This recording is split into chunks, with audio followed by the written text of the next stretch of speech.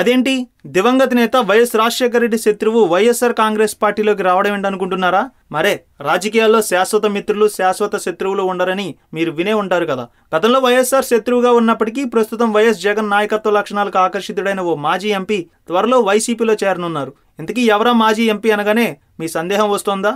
అక్కడికే వస్తున్నాం. Congress party senior నేత అమలాపురం మాజీ ఎంపీ హర్ష కుమార్ త్వరలో వైఎస్ఆర్ కాంగ్రెస్ పార్టీలో చేరేందుకు సిద్ధమవుతున్నారు. తాజాగా విశాఖ జిల్లాలో ఓ కార్యక్రమానికి హాజరైన ఆయన మాట్లాడుతూ, నేను టీడీపీ బీజేపీ పార్టీలో చేరే ప్రసక్తే లేదని, అవసరమైతే వైఎస్ఆర్ కాంగ్రెస్ పార్టీలో చేరి అటు కేంద్రంలో ఉన్న బీజేపీని ఇటు రాష్ట్రంలో ఉన్న టీడీపీని ప్రభుత్వాన్ని ప్రశ్నిస్తానంటూ అక్రమాలపై పోరాటం చేస్తానంటూ ఆయన స్పష్టం చేశారు.